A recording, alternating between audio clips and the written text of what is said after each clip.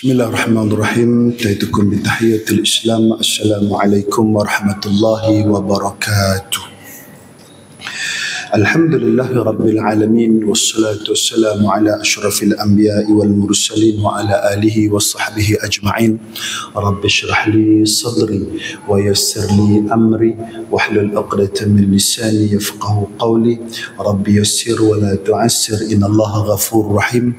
Allahumma salli salatan kamilah wa sallim salaman tamman ala sayyidina Muhammadin alladhi tanhallu bihi al-'uqad wa tanfariju bihi al-kurab wa به الهوائج وتنال به الرغائب وحسن الخواتم ويستسقى الغمام بوجه الكريم وعلى آله وصحبه في كل لمحة ونفس بعدة كل معلوم الله.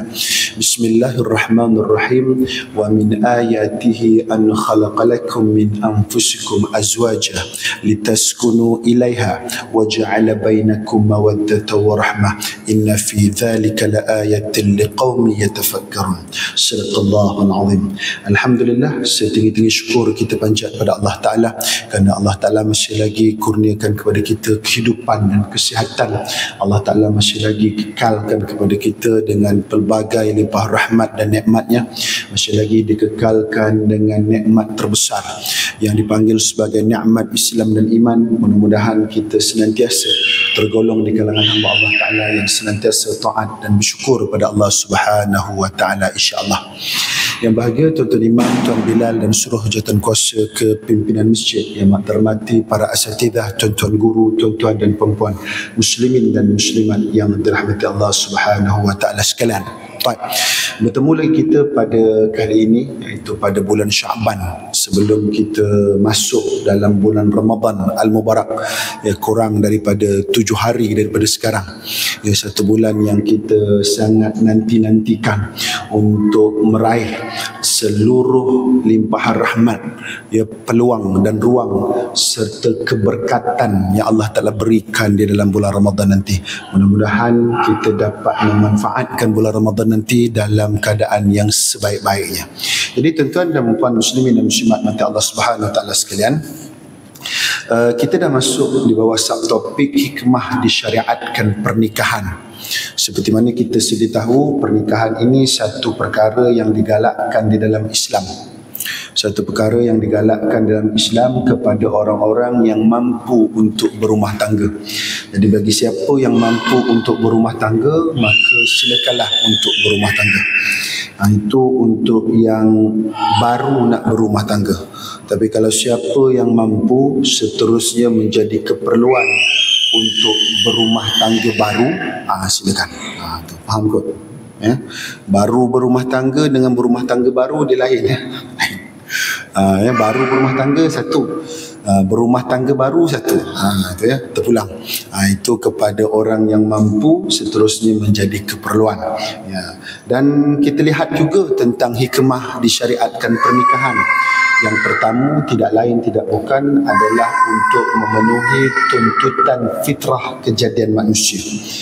Sebab itu Rasulullah SAW bersabda dalam sebuah hadis riwayat Imam At-Tirmidzi, dalam Sunan At-Tirmidzi, hadis yang ke-1082 daripada Samrah radhiyallahu anhu, katanya, naha 'anit tabattul. Nabi SAW melarang seseorang itu hidup membujang hanyalah semata-mata untuk beribadat. Sedangkan baginda ini sudah memberi galakan kepada kita untuk berkahwin, sebab berkahwin itu adalah merupakan tuntutan fitrah kepada manusia. Jadi Islam mengambil sikap yang sangat seimbang, serta sederhana.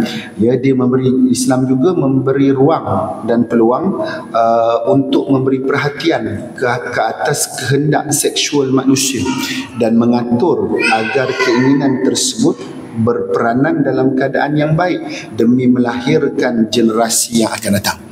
Jadi tuan-tuan dan puan muslimin dan muslimat mati Allah Subhanahu wa Ta'ala sekalian, Islam melarang untuk kita hidup terus membujang hanya semata-mata untuk beribadat. Dan Islam juga larang untuk kita bertukar-tukar pasangan dalam keadaan bebas. Dan Islam juga larang bila mana kita berhubungan antara sesama jenis. Ini bermaksud bahawa Islam ini bersifat sederhana dan seimbang.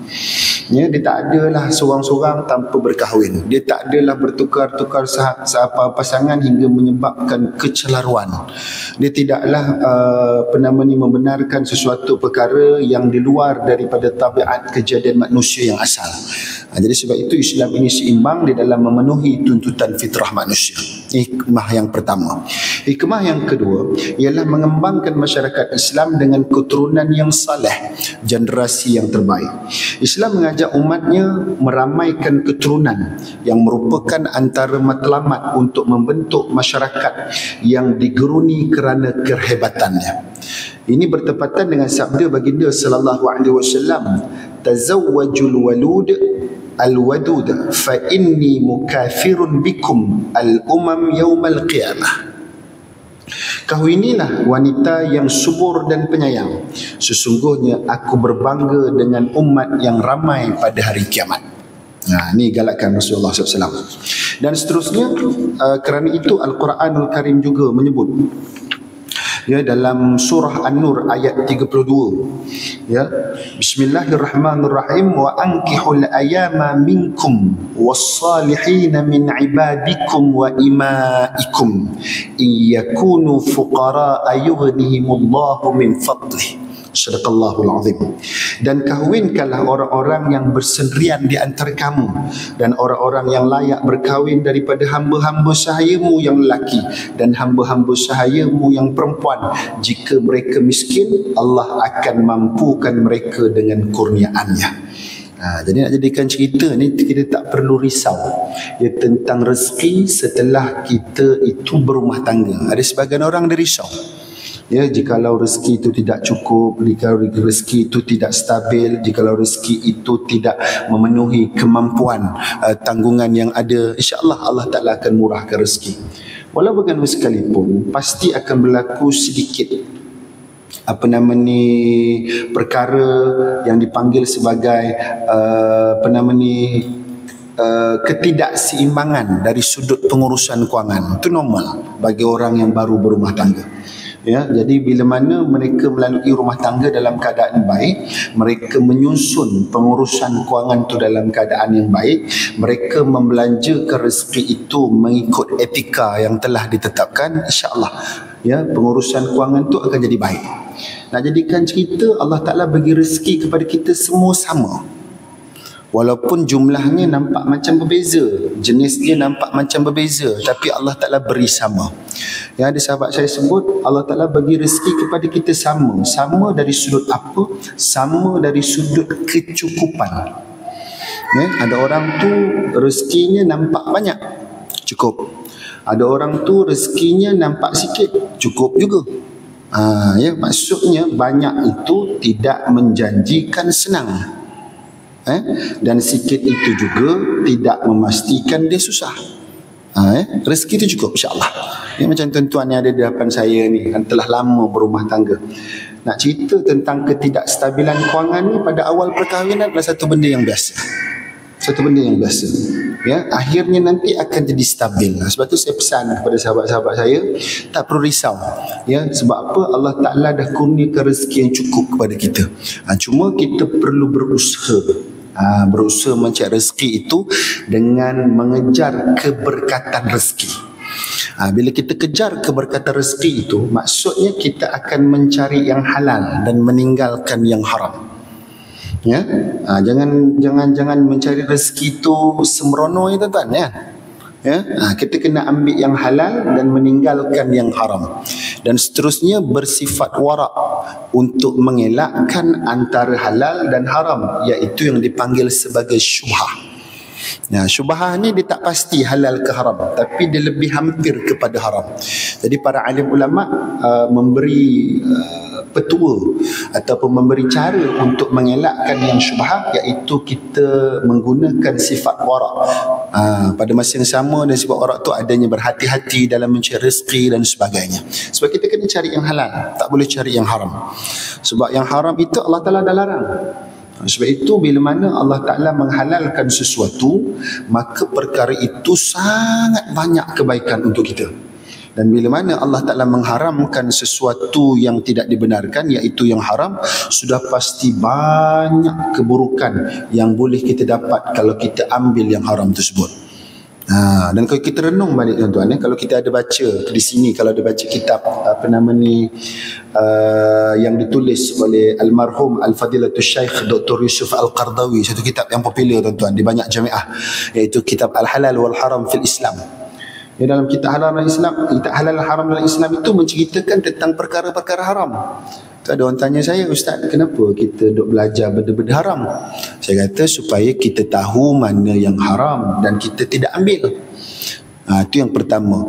Yang kedua, yang haram itu terlalu sedikit jika dibandingkan dengan yang halal. Haram tu sikit je, tak banyak. Yang banyak tu adalah yang halal. Sama juga dalam mencari rezeki. Jadi kalau kita cari keberkatan, insya-Allah kita akan cari yang halal.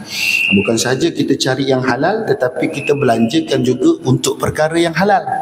Itu mencari yang halal ni saya selalu pesan kepada diri saya dan sahabat-sahabat yang ada. Kita kerja ni cari yang halal. Kerja cari sumber yang betul, amanah di dalam kerja kita, tidak melakukan penipuan, tidak melakukan penyumbang lewengan, tidak melakukan salah guna kuasa, rasuah dan sebagainya. Kena cari yang halal. InsyaAllah Allah Ta'ala akan bantu berkati rezeki kita. Dan seterusnya kita juga perlu mahir dalam membelanjakan rezeki kita, iaitu kita kena belanjakan rezeki kita mengikut turutan yang dipanggil sebagai daruriyat, kemudian hujjiyat, dan kemudian barulah tahsiniyat.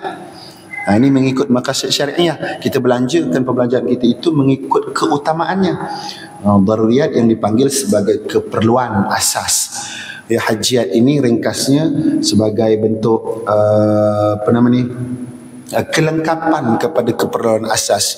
Dan yang ketiga, tahsiniyat, iaitu kemewahan. Dan kemewahan ni tak perlu dikejar sangatlah tuan-tuan. Sebab saya pesan dengan sahabat-sahabat saya dan diri saya, kalau kita duduk sibuk melayani kemewahan, sudah pasti keperluan kita akan terjejas. Jadi jadikan kita kena susun elok, insya-Allah. Saya maklum bahawa sekarang ini ramai orang yang rasa agak tertekan dengan kondisi kewangan dan ekonomi masing-masing. Ekonomi masing-masing tuan-tuan, ni bukan ekonomi negara, tu bukan kerja kita nak fikir tu. Itu kerja orang lain fikir. Yang penting ekonomi diri sendiri. Kita cuba membangunkan ekonomi kita supaya stabil. Saya galakkan bagi orang yang mampu untuk bekerja lebih, silakan. Silakan. Dan seterusnya, jangan malas bekerja pula, sebab Islam juga melarang umatnya yang malas bekerja. Kita kena bekerja. Tak kisahlah kerja apa sekalipun, yang penting halal. InsyaAllah Allah Ta'ala akan murahkan rezeki. Seterusnya, perkahwinan juga bertujuan mengembangkan masyarakat kepada generasi anak-anak yang dilahirkan oleh ibu bapa yang penyayang dan belas ihsan, serta berusaha mendidik akal dan mengembangkan bakat mereka. Hal ini adalah lebih baik daripada anak-anak yang lahir daripada ceruk-ceruk tersembunyi dan gelap, yang merupakan mangsa runtuhan nafsu serakah zina. Anak-anak yang terhasil dari perbuatan zina ini tidak mempunyai bapa yang melindunginya dan ibu yang menyayanginya. Mereka akan membesar sedangkan dalam diri mereka penuh dengan kebencian, kedengkian terhadap umat, masyarakat dan manusia keseluruhannya. Ini kita nak elakkan tuan-tuan. So itu dengan berkahwin, dia akan menyusun keturunan kita dengan keadaan baik. Jadi kalau tidak berlakunya pernikahan, kalau disusun nasab itu akan terputus. Di atas anak itu hanya ada ibu, tidak ada bapa tuan. Sebab bapa tidak bernasab dengannya. Sebab tidak berlakunya perkahwinan. Jadi anak-anak ini kita panggil sebagai anak tidak setaraf ataupun anak tidak sah taraf. Itu jadi kadang-kadang ada orang kita guna istilah yang agak keras. Saya tak suka guna istilah tu, yang dipanggil sebagai anak luar nikah. Dia agak kasar tuan-tuan, sebab dia memberi kesan kepada anak tersebut. Anak tersebut tidak salah tuan-tuan. Anak tersebut tidak salah. Dan ibu bapa mereka pun kita tak boleh salahkan, sebab kebarangkalian besar mereka dah bertaubat. Jadi siapa kita nak mengira dosa mereka? Sebab itu anak-anak ini saya kategorikan disebut dalam undang-undang atau dalam kitab fiqh dipanggil sebagai anak tidak sah taraf. Jadi anak tak sah taraf ni ada beberapa kekurangan dari sudut nasabnya. Kalau anak itu lelaki, dia tidak boleh menjadi wali kepada adik-beradik perempuannya. Masalan, bila mana adik perempuannya ingin berkahwin, pada masa yang sama tidak ada bapa, datuk dan ke atas. Wali itu sampai kepada adik-beradik, maka anak lelaki yang tidak sah taraf ini tidak boleh jadi wali. Sebab kalau susun wali itu ramai wali ni tuan. Wali ni ramai. Ya, mula-mula bapa, lepas tu pergi kepada datuk. Datuk ni siapa? Ayah kepada bapa. Tak ada datuk, pergi kepada moyang. Moyang ni siapa? Bapa kepada datuk, yang datuk tadi ayah kepada bapa kandung. Faham Lepas tu pergi ke atas lagi, dan terus ke atas tu. Lepas tu baru turun ke bawah tuan-tuan. Nampak? Baru turun ke bawah, baru pergi kepada adik-beradik. Habis adik-beradik tu tuan-tuan, biasanya kita akan terus pergi kepada pakcik. Betul tak? Kan? Habis adik-beradik terus pergi pakcik. Nanti dulu tuan-tuan, ada satu lagi. Ini kadang-kadang tak ada tuan-tuan, tapi kadang-kadang ada. Habis adik-beradik siapa tuan-tuan? Anak saudara. Mak saya, lepas habis adik-beradik anak saudara. Tu ceritanya. Lepas tu baru pergi kepada pakcik. Baru pergi kepada sepupu. Ada gitulah seterusnya. Ini susunan wali. Panjang susunan wali ni. Jadi nak jadikan cerita, adik-beradik tadi, kalau di kalangan adik-beradik dia tak boleh jadi wali. Ya, contohnya abang tu tak sah taraf, tak boleh jadi wali kepada adik dia. Kena pilihlah abang lain. Dan satu lagi, kadang-kadang sebelum kita masuk bab wali ni, nak cerita juga. Kadang-kadang kita ni juga beranggapan kalau adik-beradik jadi wali, mestilah abang sulung. Betul kita duk anggap abang sulung. Sebenarnya boleh abang ke adik ke, tak ada masalah kan? Boleh belaka. Kalau abang tu jenis tak mahu beri kerjasama, carilah adik lelaki. Salah. Boleh. Cik abang lain pula. Ya, ada kes tuan-tuan, abang yang pertama tak dapat dijumpai. Abang kedua menghilangkan diri. Abang yang ketiga duduk dalam penjara tak keluar-keluar. Abang yang keempat tak tahu kat mana dia duduk. Adalah adik. Adik jadi wali. Salah. Dia tak semesti abang sulung. Faham tapi nak jadikan cerita, kalaulah abang itu ramai, 5 orang. 5-5 nak jadi wali tuan-tuan. 5-5 nak jadi wali. Itu pula dibahaskan dalam kitab fiqh. 5-5 jadi wali. Yang pertama, yang perempuan tu boleh pilih abang mana nak jadi wali. Satu. Pilih abang yang paling soleh. Tu. Abang yang paling soleh. 5-5 soleh tuan-tuan. Contoh. Cari abang yang dah berumah tangga. Tu ada susunan dia tu, kena tengok. Jadi jangan duk kata mesti dahulukan abang baru adik. Tak semestinya, boleh pilih, tak ada masalah. Ya, kalau abang semua tak ada, hanya ada adik, pun boleh. Ada satu kes dulu tuan-tuan. Dia kata dia tak ada adik-beradik lelaki. Dia tak ada adik-beradik lelaki, dia kata. Dia nak terus pergi kepada pakcik. Masa tu ayah dia dah tak ada, datuk pun tak ada, dah adalah bukti tak ada semua. Dia kata dia tak ada adik-beradik lelaki, dia hanya ada pakcik. Pada masa itu tuan-tuan, saya bertugas jadi pendaftar tuan-tuan. Masa nak sign borang dia tu, saya macam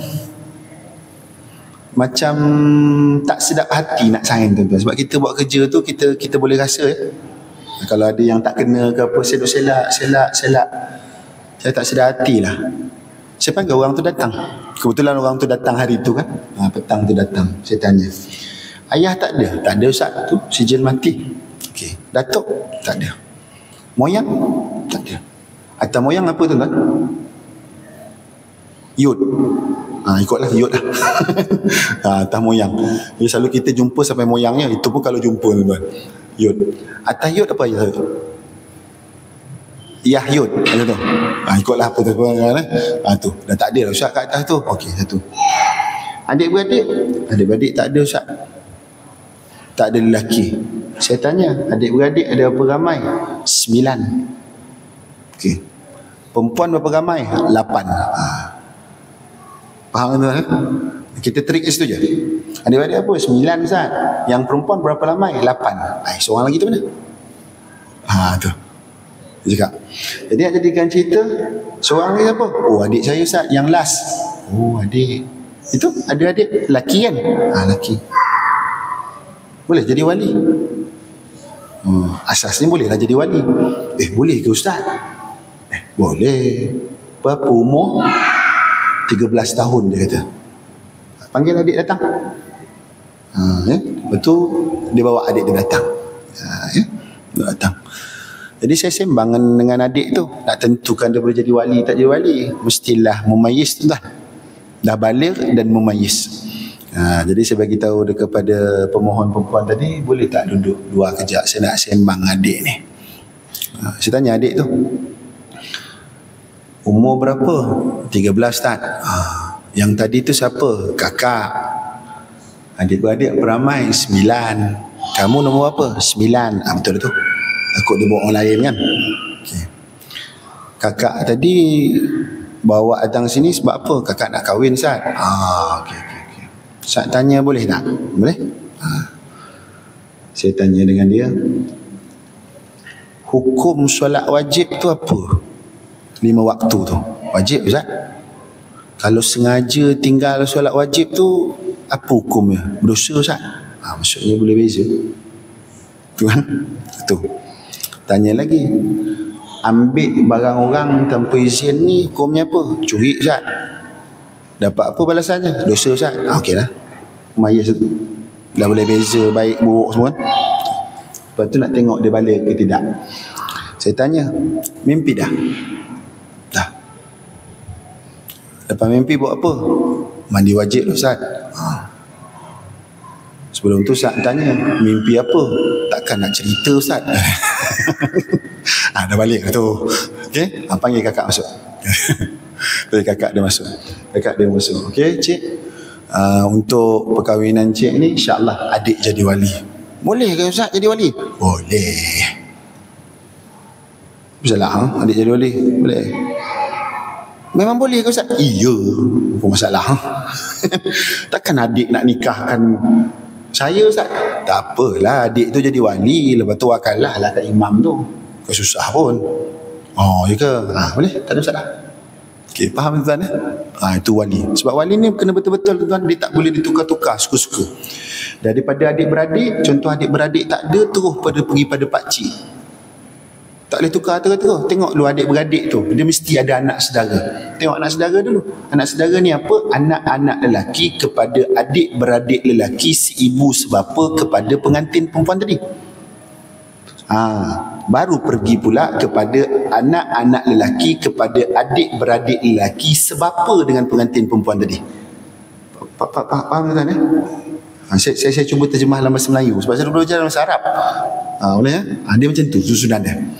Ya, pergi dia walaupun ada ulama kata adik-beradik lelaki si ibu sebapa dengan adik-beradik lelaki sebapa ni sama taraf.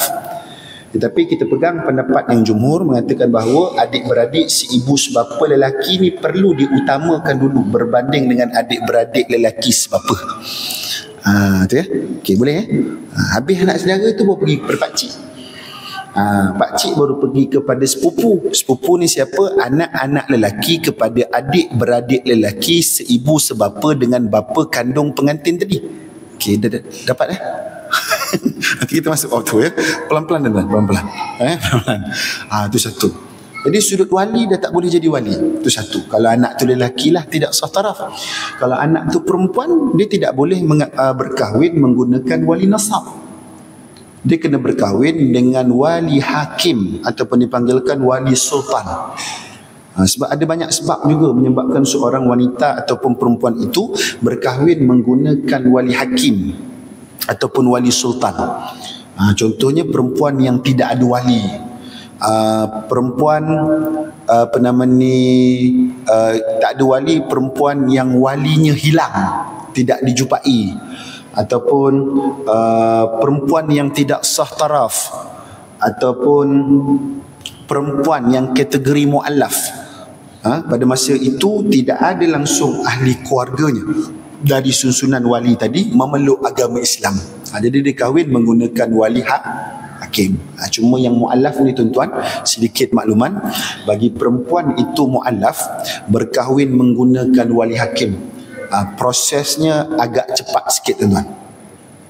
Kalau di Selangor khususnya kita cepatkan sikit proses. Ya, maksudnya kalau hari ni daftar, ditetapkan tarikh bicara. Tarikh bicara, maka dibicarakan tentang menentukan dia boleh guna wali hakim atau tidak. Putus sahaja keputusan boleh guna wali hakim, hari itu juga keluar perintah, hari itu juga boleh nikah tuan. Ini untuk mu'allaf. Tapi yang lain tu dia lambat sikit lah. Lambat sikit, maksudnya hari itu bicara, dia akan keluar perintah mengikut time frame dia. Tak silap saya 2 minggu kot, 14 hari lepas tu baru keluar perintah, ataupun sebulan keluar perintah barulah boleh bernikah. Tapi kalau untuk mu'allaf dia cepat sikit. Untuk mu'allaf kita mudahkan urusan. Okey, tuan. Itu dia. Ya, perempuan. Jadi itu dari sudut wali tu tuan. Dari sudut perwarisan harta pusaka pun bermasalah juga.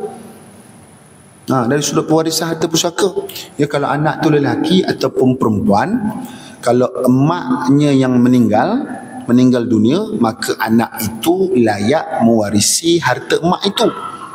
Dan kalau anak itu meninggal dunia, emak itu juga layak mewarisi harta anak tersebut. Okey, boleh ya? Sebab mereka saling mewarisi. Sebab anak dengan ibu bapa ni saling mewarisi ya. Kita duk bayang selalu kita jadi waris mak ayah kita, tapi kita lupa kalau kita tak ada, mak ayah kita jadi waris kita. Ya, ada kes tuan-tuan. Ya, dia datang jumpa saya, Ustaz, anak saya meninggal. Saya kata takziah tuan. Kan saya nak tanya tentang harta pusaka. Saya tanya anak tu lelaki perempuan? Perempuan arwahnya Ustaz. Lelaki arwah tu Ustaz. Okey. Anak tu dah berkahwin? Tak Ustaz, dia belum sempat berkahwin. Okey, kalau tak berkahwin maksudnya dia tidak ada waris pasangan yang dipanggil sebagai isteri, dan dia tidak ada waris ke bawah yang dipanggil sebagai anak. Tak ada. Lepas tu saya tanya, tuan isteri ada lagi, iaitu mak kepada arwah ni tadi. Isteri saya dah meninggal lama Ustaz. Meninggal sebelum anak ni ke selepas anak ni meninggal? Itu kena tanya tuan-tuan. Ni kalau dalam bab faraid kena tanya. Kat sini ada belajar bab faraid? Tengok tuan-tuan dia menung, macam ada tidak, macam tak ada pun tidak. Okay, tak ada belajar bab ilmu mawarif, ataupun dipanggil sebagai ilmu at-tariqah, ataupun bahasa popularnya ilmu faraid, ataupun orang panggil sebagai ilmu pembahagian harta pusaka. Tak ada. Ya, kalau esok-esok ada slot dengan saya, kalau ada soalan nak tanya pasal pusaka ni, boleh selit-selit lah. InsyaAllah saya cuba bantu. Sebab ini memang kerja saya pun kat pejabat kan tuan. Kat pejabat tu biasa orang datang tanya soalan pasal harta pusaka ni. Memang kerja saya lah. Sebab Majlis Agama lantik saya untuk beri awareness tentang pengurusan harta pusaka kepada masyarakat umat Islam, terutamanya bagi daerah ni lah. Di daerah ni orang tanya pasal pusaka, walaupun kadang-kadang orang datang pun pusaka tu banyak sangat orang tanya pasal pusaka. Bila banyak sangat sampai terbabas tuan-tuan. Dia anggap pusaka tapi bukan. Ya, tanya Ustaz, nak tanyalah Ustaz pasal saka, kata yang itu. Saya tak gerti tuan ya. Yang saya pandai harta pusaka, yang saka saya tak pandai. Tu kata tanya Ustaz lain lah. Habis bunyi macam lebih kurangnya, tak, lain, saka dengan pusaka lain. Betul tak? Tu ada orang datang tanya. Yang itu saya tak tahulah. Saya tak boleh nak tunjuk sebab saya tak mahir dalam bidang tu. Ni tuan-tuan. Jadi jadikan cerita isterinya tak ada. Isterinya tak ada sebelum arwah tak ada. Okey. Jadi hanya ada bapa. Dia tanya dengan saya. Lepas tu saya tanya lagi. Dia pun cakap, tapi Ustaz dia ada adik-beradik. Berapa ramai adik-beradiknya? 5 orang. 5 orang termasuk arwah lah. Maksudnya ada baki 4 orang ni, 2 lelaki 2 perempuan. Kes tu tak silap 2 lelaki 2 perempuan yang masih hidup. Kata, siapa yang jadi waris pusaka dia Ustaz? Dalam kes ini waris pusakanya adalah tuan seorang je sebagai bapa dia. Adik-beradik dia tak dapat Ustaz? Tak. Sebab bapa masih ada. Bapa ni waris asabah. Bapa masih ada. Tak dapat adik-beradik tu. Oh, memang tak dapat Ustaz? Tak. Tapi kalau nak bagi juga, Ustaz boleh? Boleh, tak ada masalah.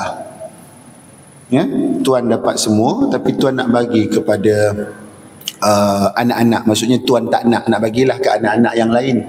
Dalam bab faraid dipanggil takharruj, menolak bahagian. Menolak bahagian. Boleh tolak bahagian? Dia tak nak bahagian tu. Allah Ta'ala bagi, tapi dia tak nak bagi ke orang lain. Boleh, tak ada masalah. Kalau selalu saya pesan, kalau tak tahu nak bagi kat siapa, masukkanlah nama saya kata. Boleh, tak ada masalah. Okay, faham tuan? Saya selalu sebut macam tu. Ya, mudah-mudahan ada orang bagilah tuan-tuan, tapi sampai sekarang tak ada orang bagi lagi lah. Walau gimana sekalipun, usaha tangga kejayaan lah. Tuan-tuan, ni ceritanya. Tu bapa. Ya, tu dalam bab faraid lah. Kalau bapa tak ada, bawa pergi kepada datuk. Bapa ni tak ada, bawa pergi kepada datuk. Datuk tak ada, pergi moyang. Moyang tak ada, pergi yud. Saya pernah jumpa kes ya, arwah tu meninggal, harta tu pergi kat yud. Adik-beradik dia tanya, memang kita orang tak dapat Ustaz? Tak. Yud. Kenapa yud dapat? Yud menggantikan tempat moyang lelaki tadi. Moyang lelaki tu sepatutnya dapat menggantikan tempat datuk. Datuk tadi sepatutnya dapat menggantikan tempat bapa. Yang patutnya dapat bapa tadi. Itu. Okey, boleh kot? Saya tengok tuan-tuan dah makin pening kan? Tak apa, pelan-pelan. Ni dalam bab faraid. Jadi kalau anak tu lelaki dan perempuan, kalau bapa biologinya tadi tu meninggal dunia, anak-anak ni tidak boleh mewarisi harta bapa tadi. Begitu juga bapanya. Dia terhalang dapat harta. Itu ceritanya. Sebab itu kita kena susun keturunan kita ni dengan baik, supaya tidak berlaku perkara-perkara yang kita tak nak di kemudian hari. Ya, maksudnya kita punya salasilah tu cantik tuan-tuan. Ya, keturunan kita, atas kita ada mak, ayah, datuk, nenek dan sebagainya. Faham ya tuan-tuan ya? Boleh ya? Kita susun keturunan kita. Kalau boleh kita cuba belajarlah siapa keturunan kita tuan-tuan. Kan? Susunlah. Tok kita siapa, moyang kita siapa, datang daripada mana, bangsa apa. Tuan-tuan, saya pun ada juga tanya kan, masa arwah tok nenek saya masih hidup, saya tanya datang dari mana, gitu tuan-tuan. Ya, dia tanya bergira-gira lah, kita tengok nama kita macam orang Malaysia betul tuan-tuan. Tu nama kita macam Malaysia betul, Muhammad Hidayat, Muhammad Suhaimi. Kemahlah tuan-tuan. Ni belah ayah saya. Lepas tu ayah pula Muhammad Suhaimi bin Sulaiman. Okey lagi tuan-tuan. Okey lah, betul lah tu, clear. Tanya Sulaiman bin Kasbi. Macam lain nak bunyi kan. Bila tanya Kasbi bin Karto. Lain bunyi kan. Makin atas makin lain tuan-tuan kan. Tu. Ya, kita cuba belajar. Itu keturunan kita tuan-tuan. Jadi bila berlakunya perkahwinan yang baik tadi tuan-tuan, dia menyusun keturunan kita dan mengelakkan perkara-perkara seperti mana masalah sosial. Ya, pergaulan bebas antara satu sama lain dan sebagainya. Sebab ibu dan bapa itu berkahwin mengikut syariat dan rumah tangga itu dibina dalam keadaan yang sempurna. Jadi insya-Allah keturunan seterusnya juga akan berjalan dalam keadaan baik. Jadi kita berhenti seketika untuk beri laluan adzan.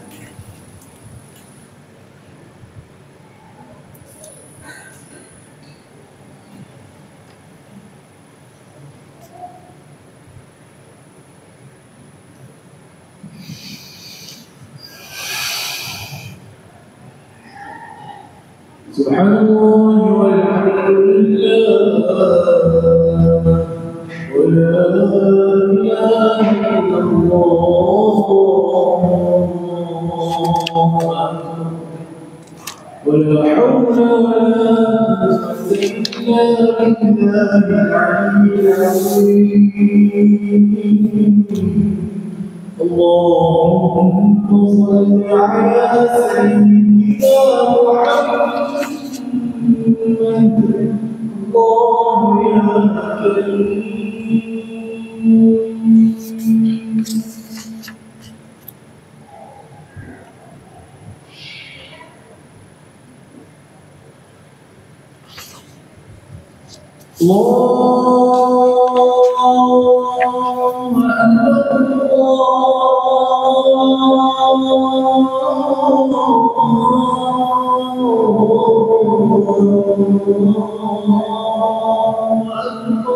Allahu Akbar.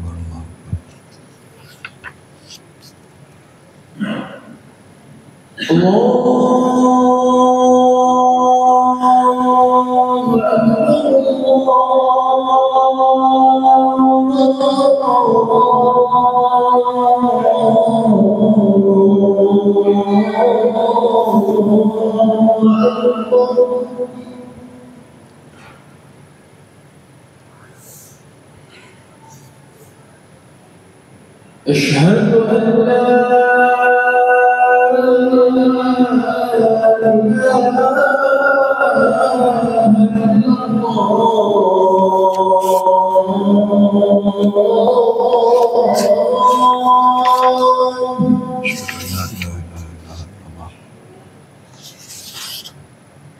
أشهد أن لا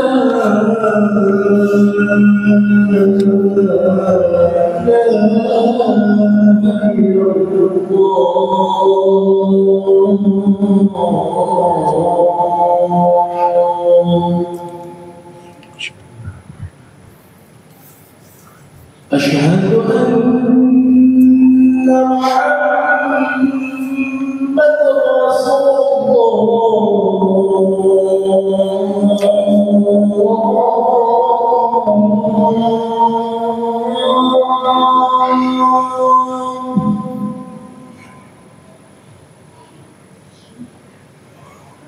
أشهد أن محمد رسول الله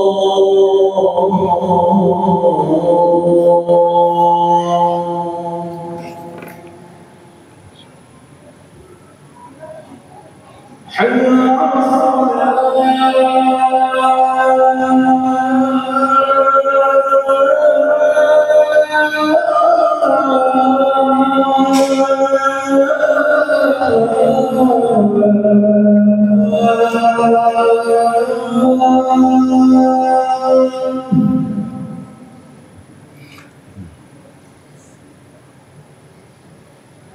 على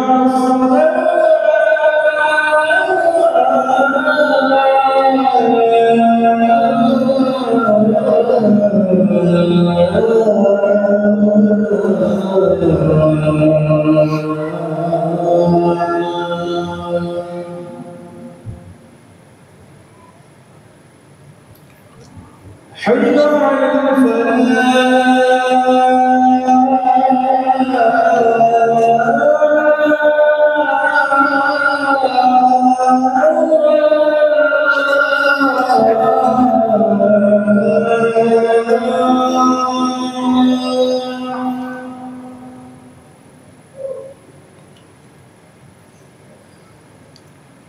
حي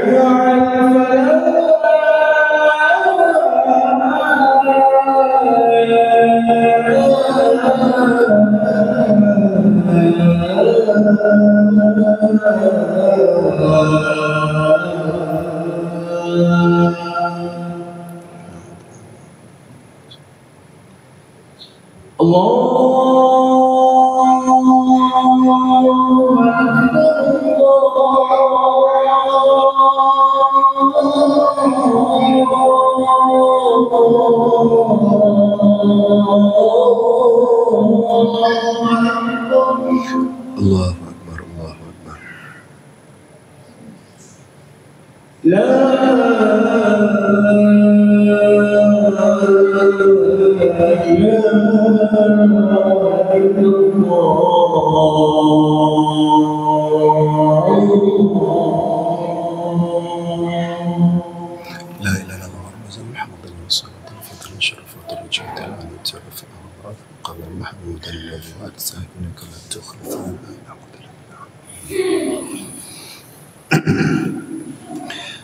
Bismillahirrahmanirrahim.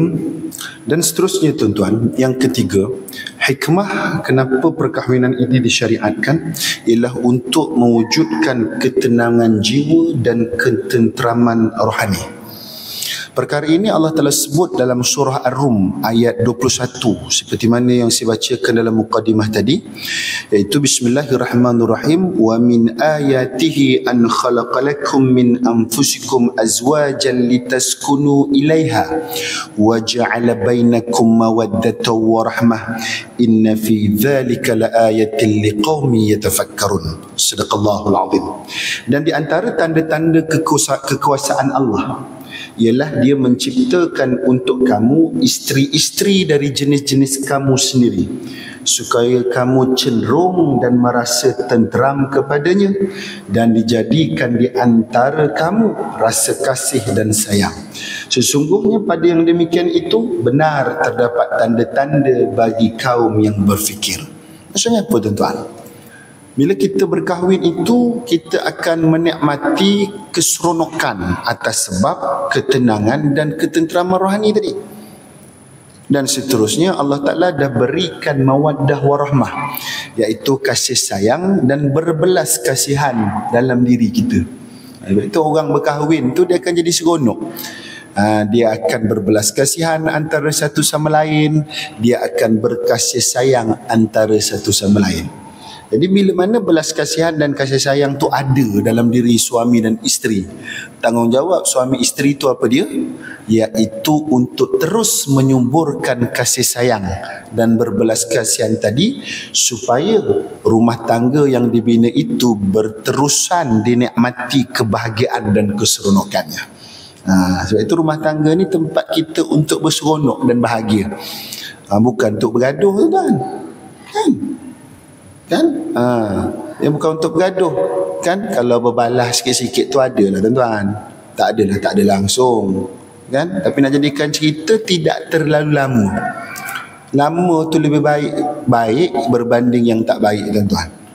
Saya tak pernah jumpa pula setakat ni ada orang bergaduh tak berhenti-henti. Tak pernah jumpa kan. Dia bergaduh tak berhenti semenjak kahwin sampai lah ni, saya gaduh tak berhenti. Tak pernah saya jumpa orang macam tu. Ya Ustaz, macam mana caranya Ustaz asyik bergaduh je? Tak ada. Biasanya okey je kan.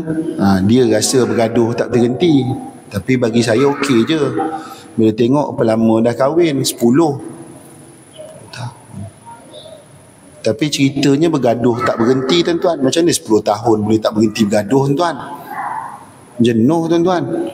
Kita nak bergasak sejam pun letih tuan-tuan, lagi 10 tahun. Itu tak logik tu. Itu saya tanya lagi, anak beramai 8, boleh pula 8 tuan-tuan kan? Katanya bergaduh tak sesudah. Ni pula ni mesti ada tak kena ni. Itu satu kan.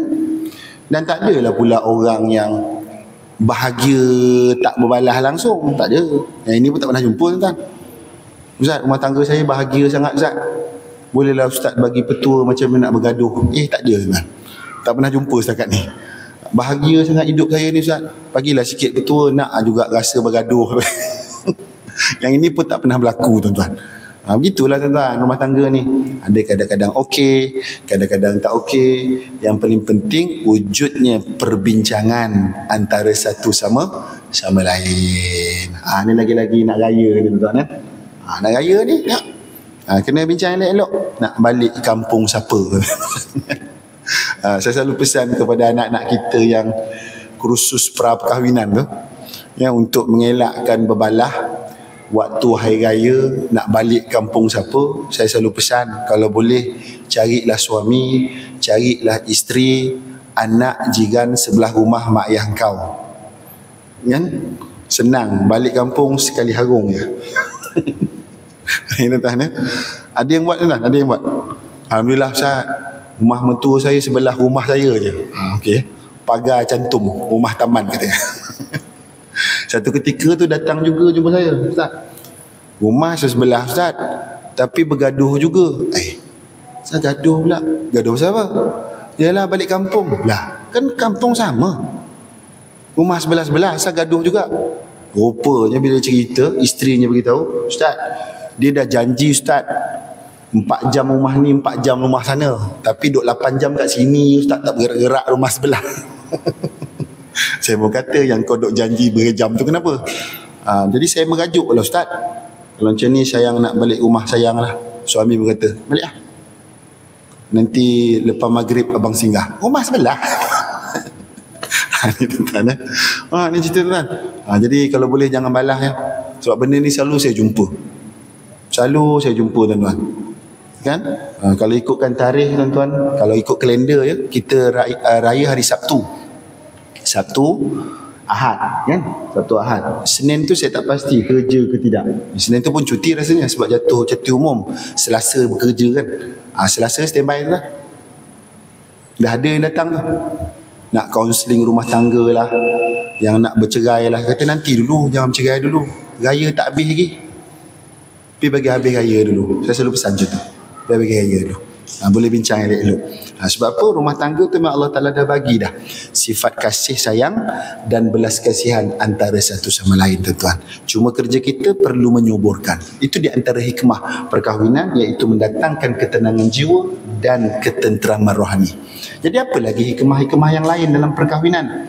Jadi untuk mengetahui hikmah-hikmah yang lain tuan-tuan, insya-Allah kita jumpa dalam pertemuan yang akan datang. Nampak gayanya? Lepas raya lah jumpa tuan-tuan ya. Bulan depan dah, ni minggu depan dah puasa dah kan. Lepas tu bulan depan dah raya tuan-tuan. Lepas raya dah tuan-tuan kita jumpa kan. Kalau tak jumpa lepas raya tu, lepas raya haji lah jumpa tuan. Kalau lepas raya haji pun tak jumpa juga tuan-tuan, lepas Muharram besok lah kita jumpa.